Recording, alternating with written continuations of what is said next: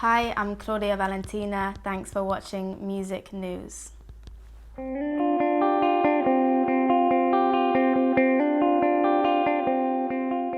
I have watched MTV for a really long time, so to be a part of MTV Push is super exciting. Yeah. Amy emailed me and I saw it and I was like, what? That's mad.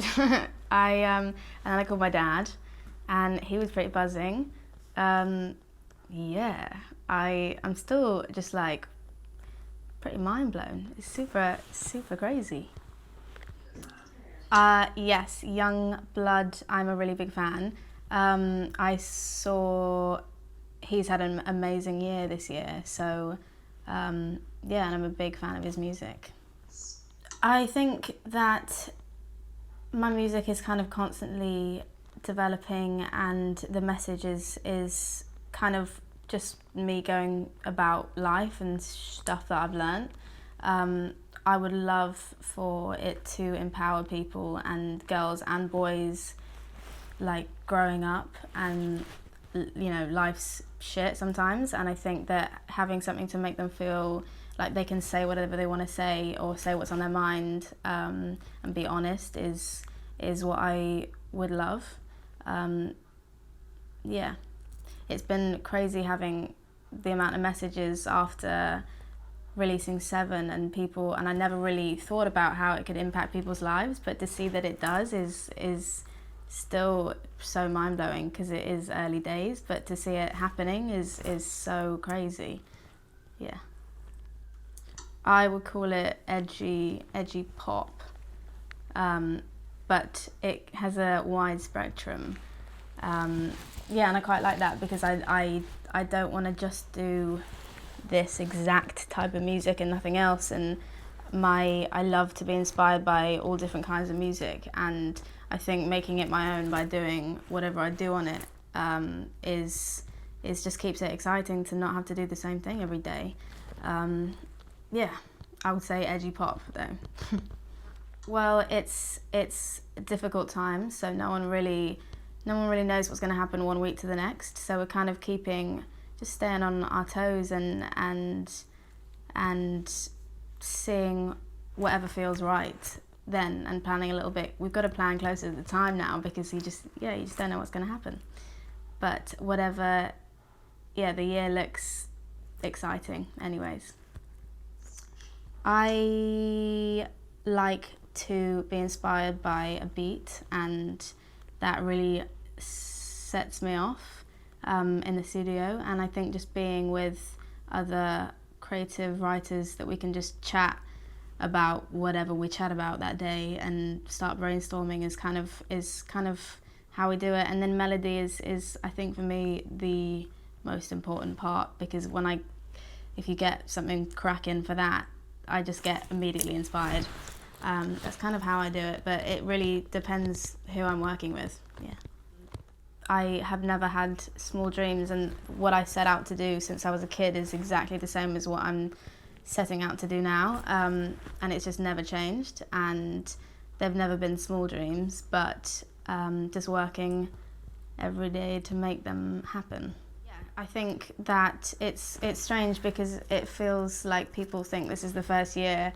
Obviously I've started releasing music, but in reality I've been doing it for years and years and years and years, and like slogging away at it behind, you know, before I even released a song. So it feels strange to be, you know, finally out, but yeah, it's been a long journey, but fun.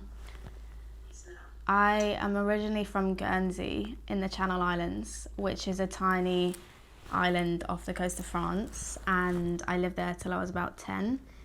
It's super cute, really quiet, nothing really going on, but it's beautiful, and my family still live there, so I go back whenever I can.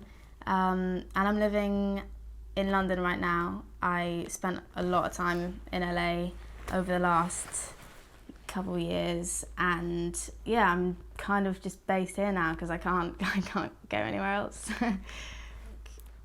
Rihanna's the main icon, I'm sure a lot of people will say the same, but yeah, I am really obsessed with Rosalia.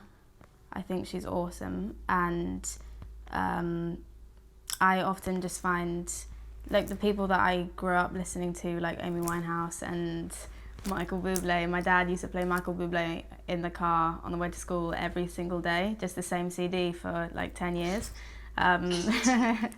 So yeah, they were the first songs I like would sing, and I'd sing them to like my parents. Yeah. Yeah, Bob, he's a bit of a legend. He's this big boss man energy, and he drilled into me since I was a kid to just take no shit from anyone and just be, you know, be super stern about what I want and never take no for an answer, and yeah, get your way, because the industry is crazy and it's super cutthroat, and to knock down doors is next to impossible. So he's given me a lot of training in that department, and it's been, yeah, he's been super handy. I've always known. It was kind of, I remember being like a 3-year-old and was begging my mum to do baby ballet, and then I started that, and then it was this place in Guernsey called Gate, and it was this musical theatre company. And then I just ended up doing every kind of dancing, all the singing lessons, all the acting lessons, everything, every night after school and every weekend. And I just got the bug and it just completely I was obsessed with it. And until I was 10 and did Billy Elliot, and then from there did LA and started writing and sessions. So yeah, it feels like forever. Not a lot, especially right now. Really not a lot. My life is just not interesting right now. I watch a lot on Netflix. But yeah, music kind of, if I'm not doing it, I'm thinking about it, or I'm planning what I'm doing, or making a mood board for something, or, you know, there's always something to do. So it feels like, you know, you're never really gonna have time off, and if you do, you've just gotta catch up on rest or have a bubble bath. Well, it's a tricky question, because I haven't done a lot live, because when I was really excited to, because it's my first EP, but it's difficult times, and obviously we can't do any live performances, so it's a lot of studio work right now, but I am super excited to do live when that happens.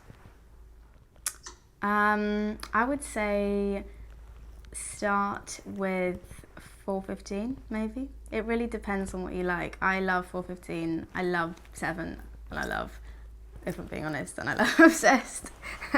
So like maybe just start with all 4. I don't know. Hi guys, thanks for watching and for all of the support you've given me this year.